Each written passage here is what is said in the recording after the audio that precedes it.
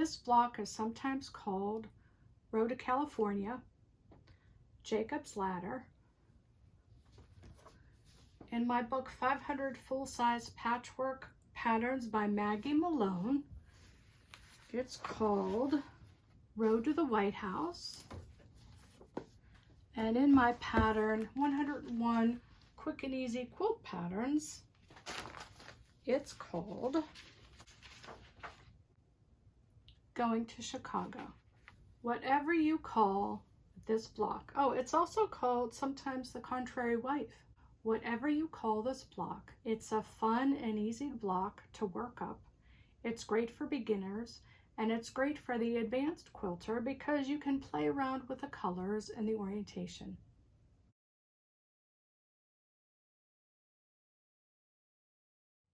Welcome.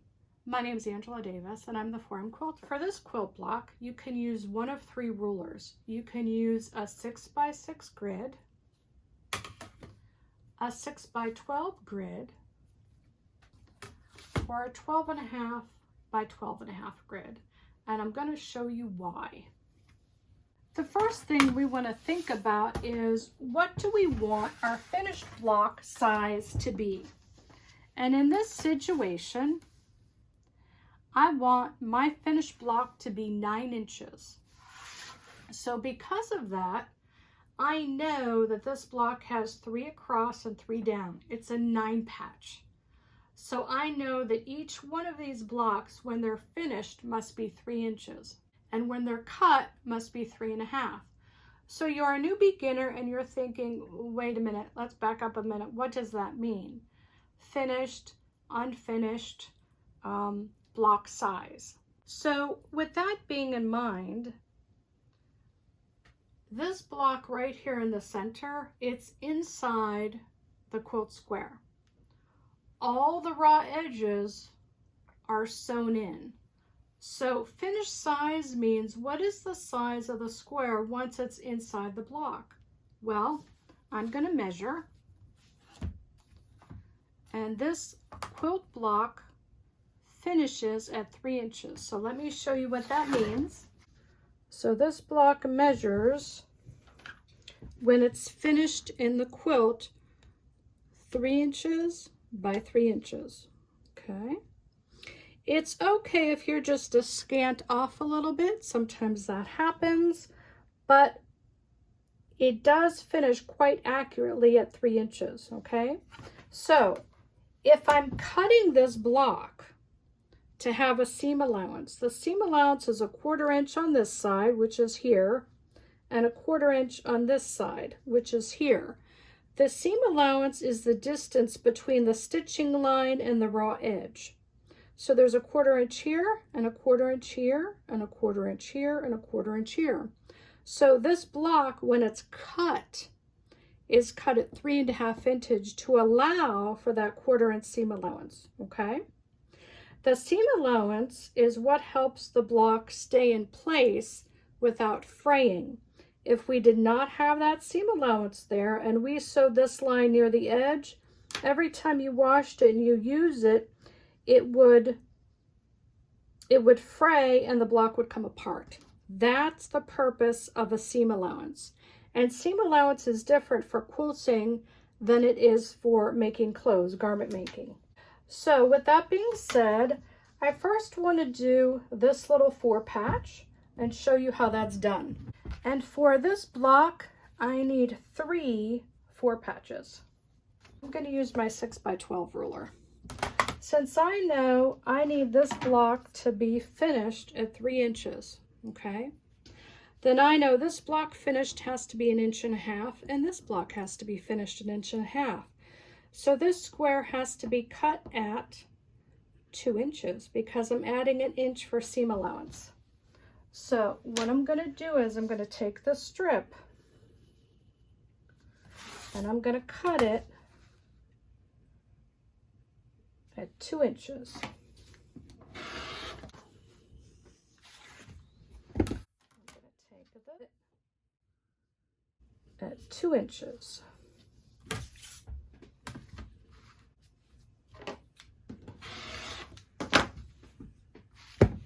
Am I cutting little squares? No. I'm cutting strips. So now I'm going to sew this strip to this strip, right sides facing, at a 1/4 inch seam allowance. And I'm just going to stitch right sides together. What does right sides together mean? It means this right side of this fabric and this right side of this fabric are going to kiss. They're going to touch one another. They are facing each other. I'm going to put it under my presser foot. I'm going to hold on to my threads, and I'm just going to stitch.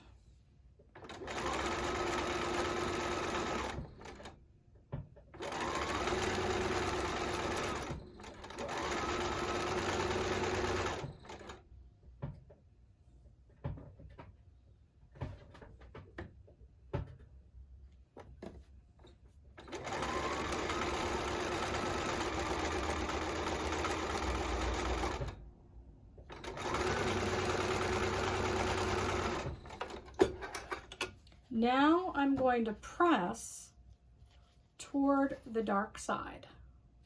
In quilt making, what we do is before we open this up, we're going to press real quick up and down. Okay. And that heat sets the stitches in. What that means is any stitches that might have been a little loose, it sets them down into the fabric. Okay, it's called setting the seam. Now, what we're going to do, we're not ironing, we're not doing this, okay? Because if we do that, we could distort the strip and it might end up bowed. We want to keep it nice and straight. Now what we're going to do is I'm going to open it up, and in the middle, just going to tap it up and down. And down here, I'm going to start in the middle and tap it up and down. See how straight that is? Now I'm going to press.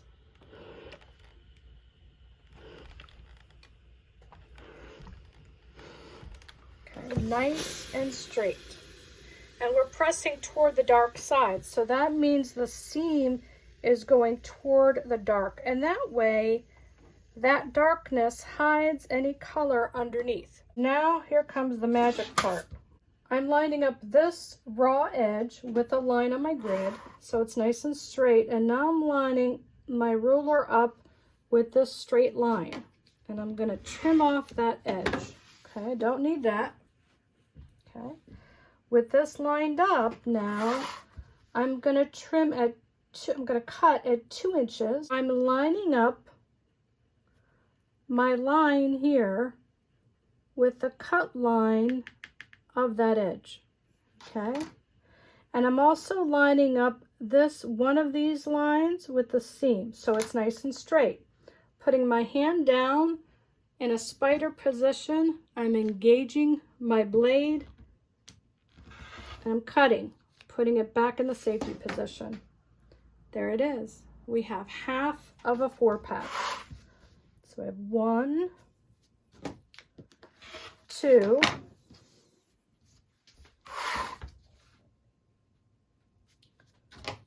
1, 2,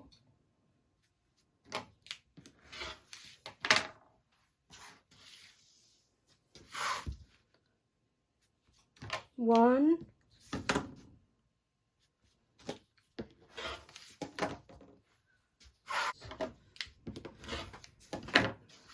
okay, so there we are. I need three 4 patches. So now we're going to sew those 3 4 patches together. See the magic? We're going to put them right sides facing, and because we press to the dark side, these seams we're going to put together right there. This top seam is going in one direction, the bottom seam is going in the opposite direction, so that when you put them together and you line up that seam like that, it's going to lay flat. It's called nesting seams. New fun word in quilting for the beginners, nesting seams.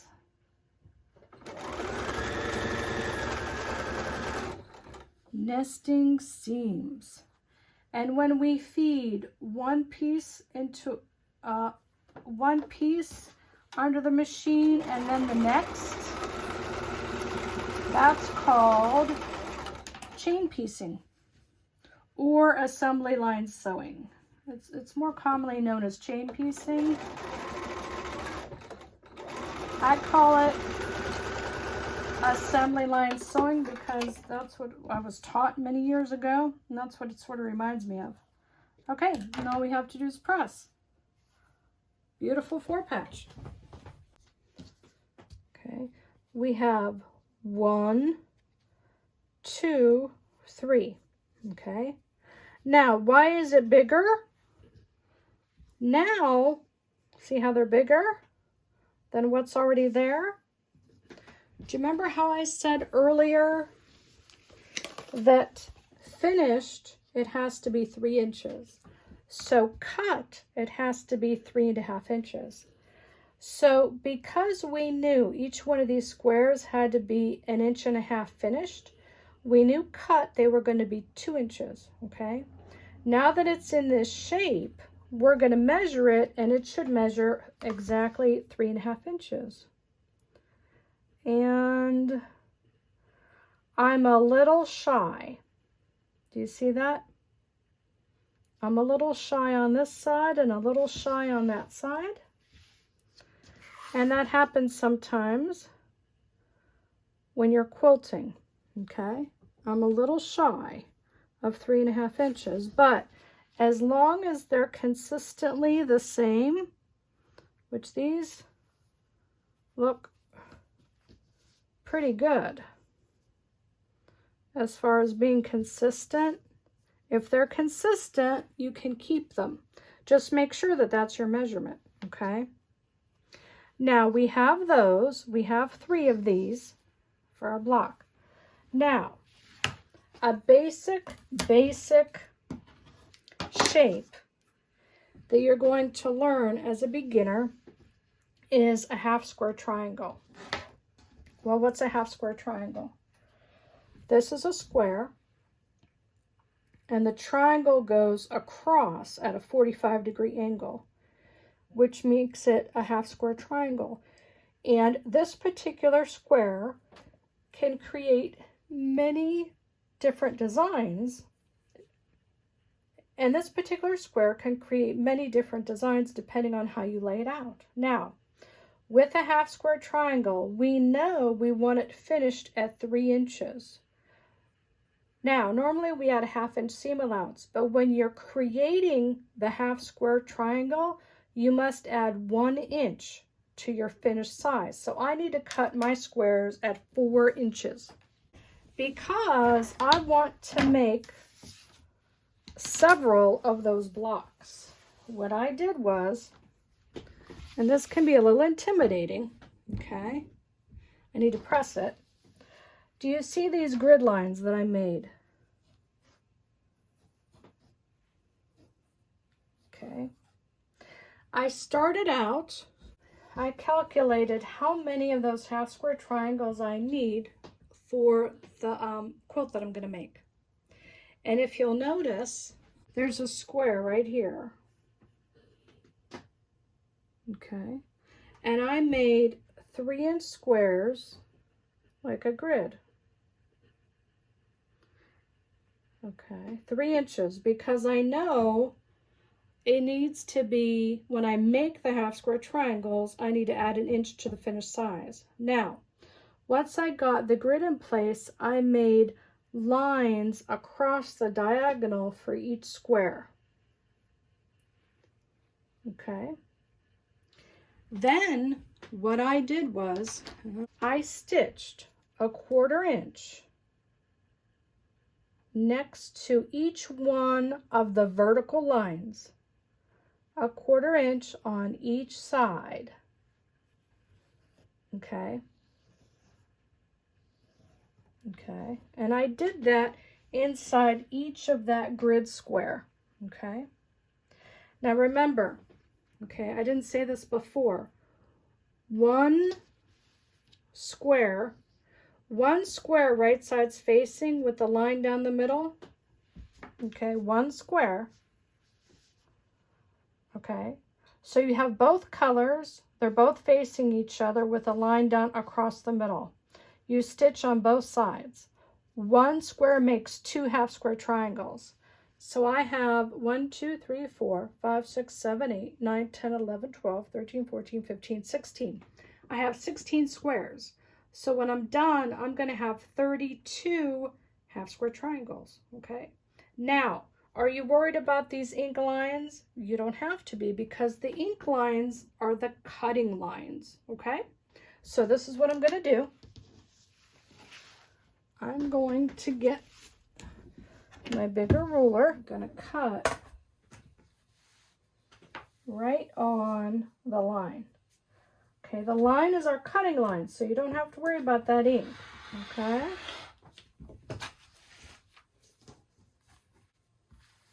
The line is our cutting line, okay? So we don't have to worry about that ink getting into our square. Okay, now I'm going to cut the outside of this line of my grid, like that.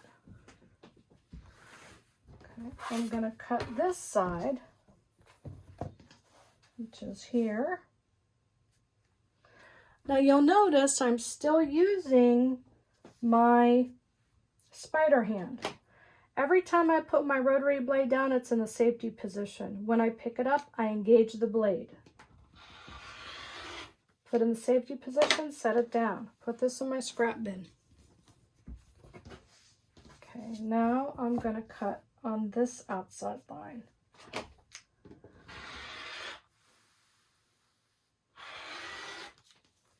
Okay, now let me show you more clearly. Do you see that? Here's one square, here's one square, here's one square, here's another square. Okay. Now I'm going to cut my squares apart. I'm not doing the diagonal lines yet, just the squares.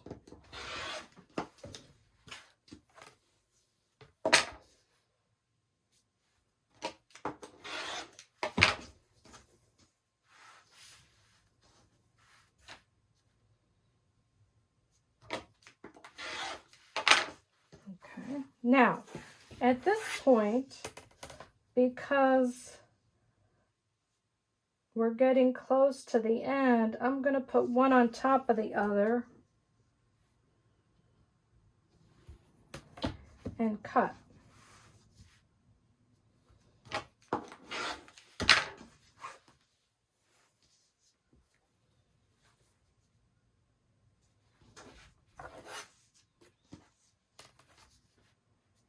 And this just saves time. Okay, now I'm going to separate these. I want to make sure I cut directly on that ink line, okay? I'm going to switch to this ruler because it's a little smaller. I'm going to cut directly on the ink line. Watch the magic. There's one. There's two. Now, why did I show you that grid? Well, you could cut individual squares, draw your lines, and stitch down both sides of the line. It's entirely what you're comfortable doing. But if I know I'm going to be doing a lot of half square triangles, I will take the time to create that grid. Okay, now I need 1, 2, 3, 4, 5, 6. 1, 2, 3, 4, 5, 6. Okay, I'm going to take these to the ironing board. I'm going to press them toward the dark side. For beginners, remember, if you're pressing toward the dark side, you want the dark side on top. Give it a quick press to set the seam. Open it up.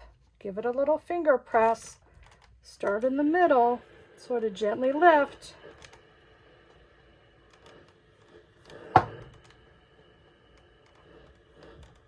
There, that's hot, so be careful. Okay, remember, quick press, set the seam, open it up, give it a little finger press, start in the middle and lift.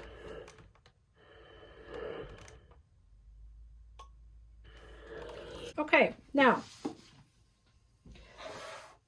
that it's in the shape of a square and the half square triangle is done, okay, it's in the shape of a square, and now it's ready to be sewn into the block. We know that we need this to be finished at 3 inches, so this should be 3.5 inches. So for this trimming, I definitely like my little 6x6 ruler because it has a line 45-degree right across down that center, okay? So I know this should be 3.5 inches.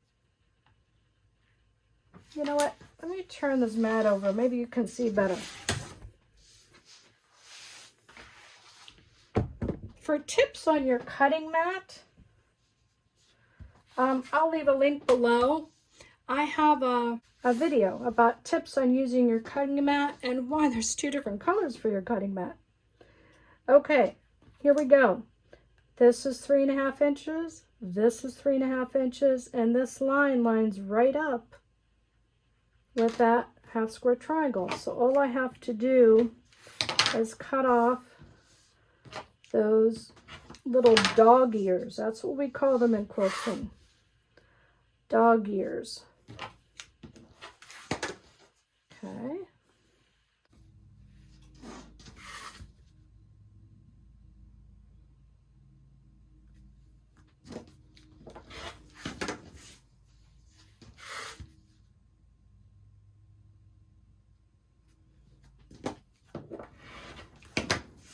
Okay. I'm just gonna flip one on top of the other. Oh, the difference between a cut size and a finished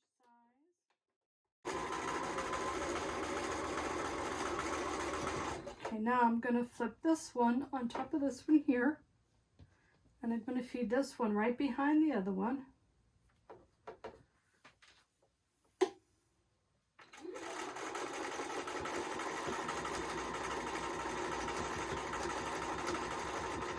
In case you're wondering, this little stick I'm holding, this is called a craft stick, and I have a couple of them. And what it does is it helps you, let's say you're making pillows and you need to push out the points in the pillow when you turn it right side out.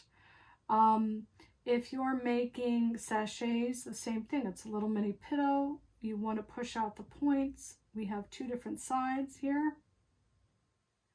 But it's wonderful for holding the block in place as you're feeding it through the machine, because sometimes our fingers are just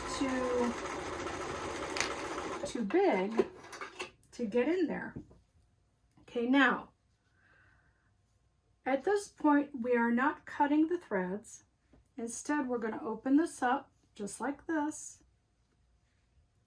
and that thread is going to act like a pin.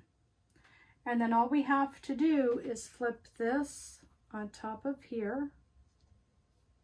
Okay. And I'm going to stitch that through.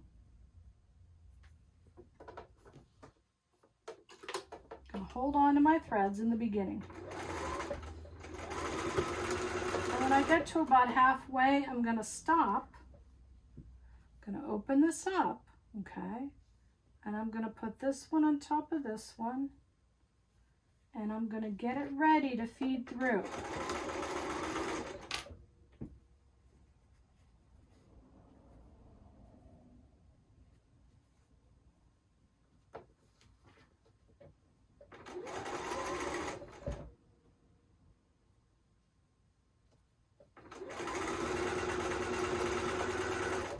Okay. And this is how it's going to lay in the block.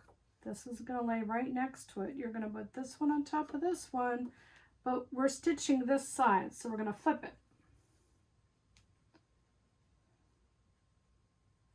Going to line it up.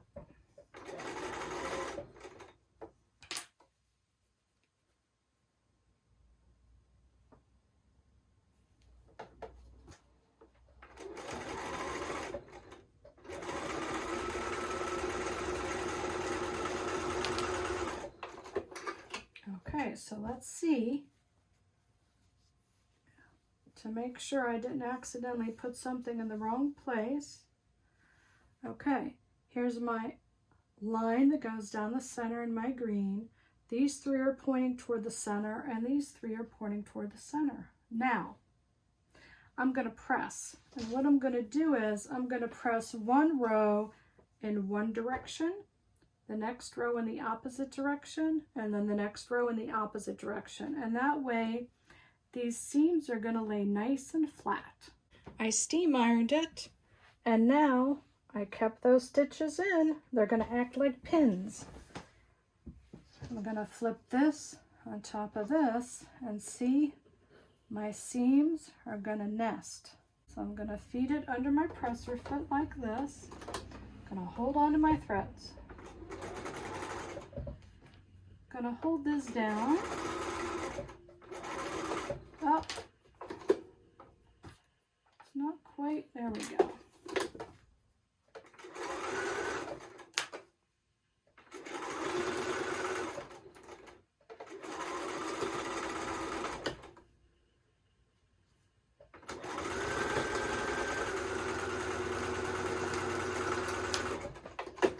Okay, so that's one side. Now we're going to do the other side. And again, those seams are nesting nice and flat. If they were being stitched in the same direction, you get bulk right there. Okay.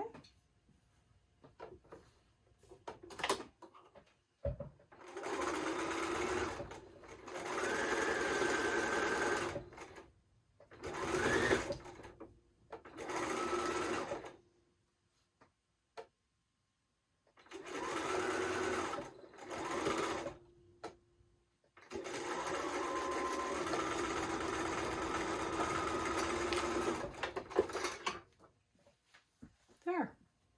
I'm going to take it to the machine, to the iron, and give it a nice press. So there you have the wonderful Jacob's Ladder, Road to California, Contrary Wife, whatever you want to call it. It's a fun block to do. It's a fun block to work up, and it teaches you all about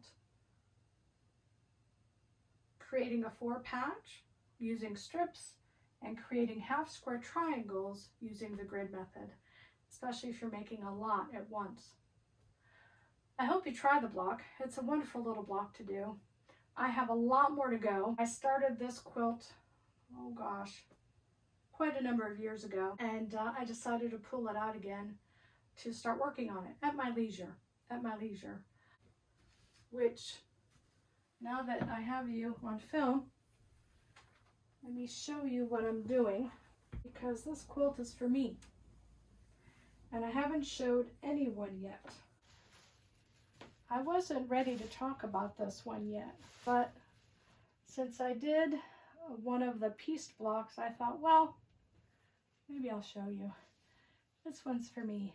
And I bought this fabric many years ago, and I've had it packed away, and I kept thinking, you know, this one's going to be for me. And but I wasn't quite ready to dig it out. And I would say, 2 months ago, I saw it in the basement, the bin with all this beautiful fabric in it. And I thought, you know what, I'm ready. So I decided to do my own interpretation of some type of a Rose of Sharon or coxcomb flower quilt. And I'm doing a regular vase, vase vase, with a vine up the middle, a large flower rose motif in the middle. I'm going to add another one here. I'm machine appliquing everything because I don't do needle turn applique. I've taken inspiration from a lot of my vintage books. I started out with this fabric here. Okay. And I've had this fabric for a very long time. So if I have to be really careful with it and how much I use, because I don't have that much left. And it was bought at Joann's. And I'm using this as an accent. Almost looks like bubbles, doesn't it? Or maybe rain splatters on the ground, maybe on the window.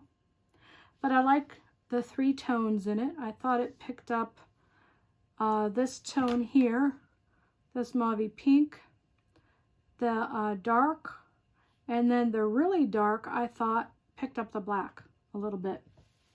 And then I have this, which is just a solid that I thought complemented it well. And then this is vintage that I found at the thrift store. And this really picks up that softer pink in there. See that softer pink and this little pink here? I thought it really picked that up well. And then that cream picks up this cream here. For green, I have this. There's not really, there is a green in there, but it's more of a brown, a tan. So I have this as my background for the center medallion, which is just gorgeous. I mean, seriously, look how beautiful that is. I just love that.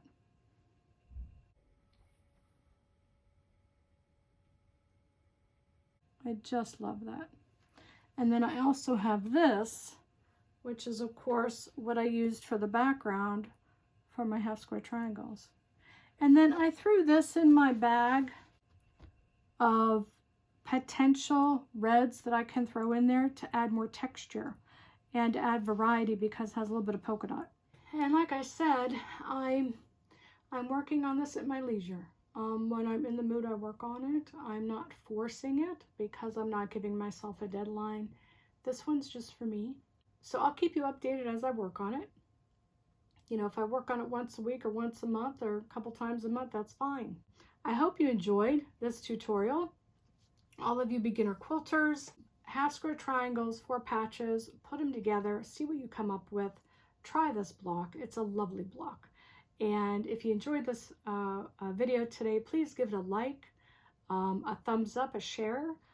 If you don't want to miss any more videos, please subscribe and hit that notification bell. Thank you so much for watching today. I really appreciate you. Enjoy this block if you decide to try it. My name is Angela Davis. I'm the Forum Quilter. And remember, why sleep when you can sew? Bye.